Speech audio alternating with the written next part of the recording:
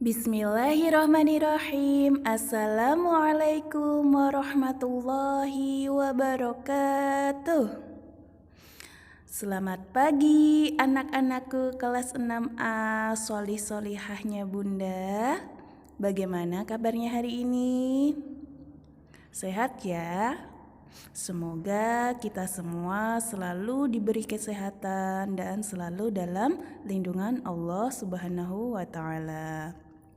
Nah, untuk hari ini pembelajaran kita masih daring ya. Walaupun daring dari rumah, belajar kita harus tetap semangat. Jangan sampai mematahkan semangat belajar kita, oke? Nah, untuk memulai pelajaran hari ini, mari kita berdoa bersama-sama dan membaca basmalah bersama-sama. Bismillahirrahmanirrahim. Nah, untuk hari ini kita masih belajar pada tema 1, subtema 1, tumbuhan sahabatku. Nah, kita akan membahas materi bahasa Indonesia dan materi PKN. Bahasa Indonesia. Nah, materi yang akan kita bahas di sini adalah tentang ide pokok, kalimat utama, dan cara-cara dalam membuat kesimpulan. Perbedaan ide pokok dan kalimat utama. Ide pokok adalah ide atau gagasan yang menjadi pokok pengembangan paragraf. Sedangkan kalimat utama adalah kalimat yang di dalamnya terdapat ide pokok paragraf. Jadi, ide pokok itu pasti terletak di dalam kalimat utama.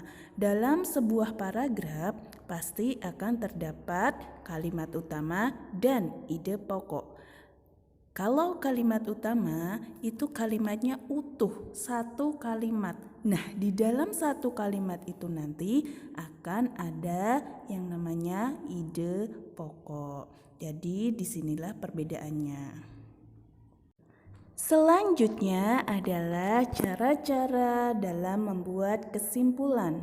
Nah, langkah-langkahnya adalah sebagai berikut. 1. Membaca teks secara keseluruhan.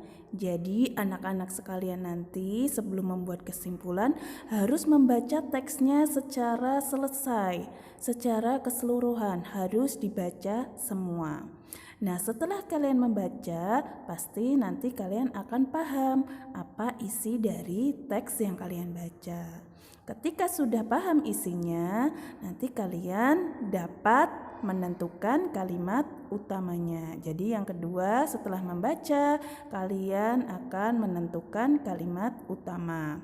Yang ketiga, menafsirkan pokok pembahasan. Keempat, menyeleksi dan menentukan ide pokok atau pokok pikiran. 5. Menulis kembali ide pokok dengan kalimat sendiri secara ringkas. Jadi kesimpulan itu harus ditulis dengan menggunakan kalimat yang ringkas agar mudah dipahami. 6. Menyampaikan kembali isi informasi yang telah ditulis secara ringkas dan runtut. Nah, ciri kesimpulan yang baik yaitu 1. Menggunakan bahasa yang benar sesuai Puebi. Yang kedua, mudah dipahami. 3. Berisi pokok pembicaraan atau ide pokok. 4. Tidak berbelit-belit, harus jelas. Dan yang terakhir, berupa fakta dan jelas. PPKN. Nah, di materi ini nanti kita akan belajar tentang sila-sila dalam Pancasila, lambangnya beserta penerapannya dalam kehidupan sehari-hari.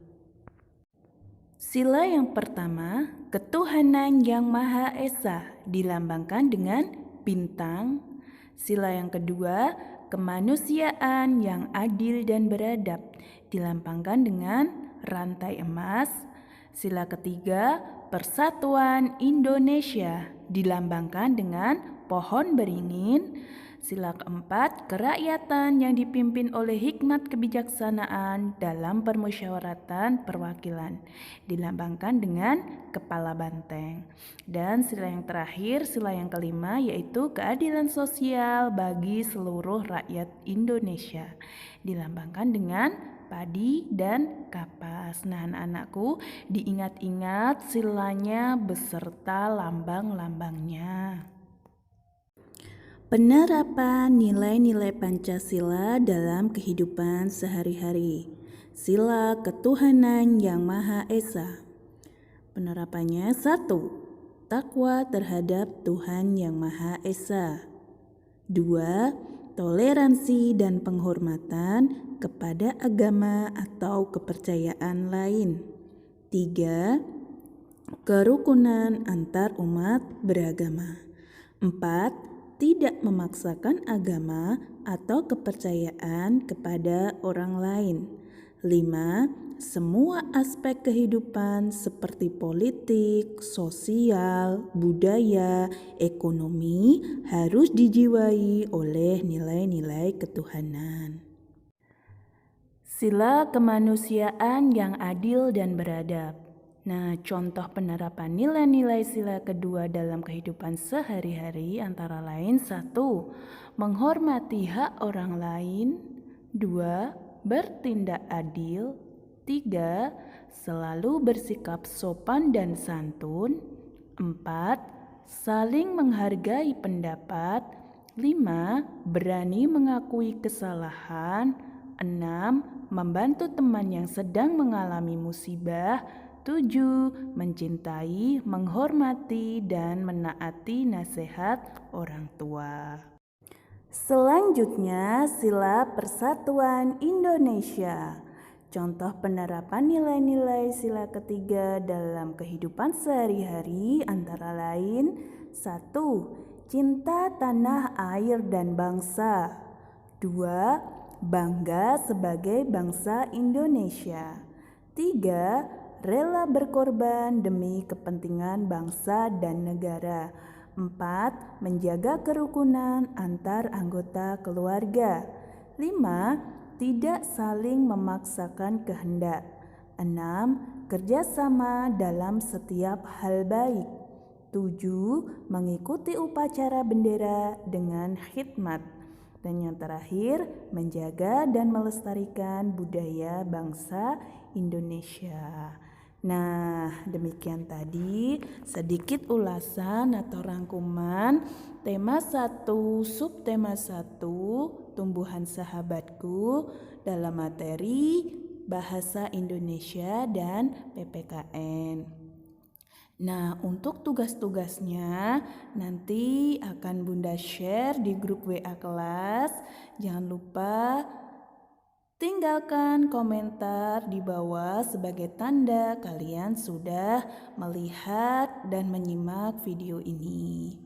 Nah, tetap semangat dalam belajar. Wassalamualaikum warahmatullahi wabarakatuh.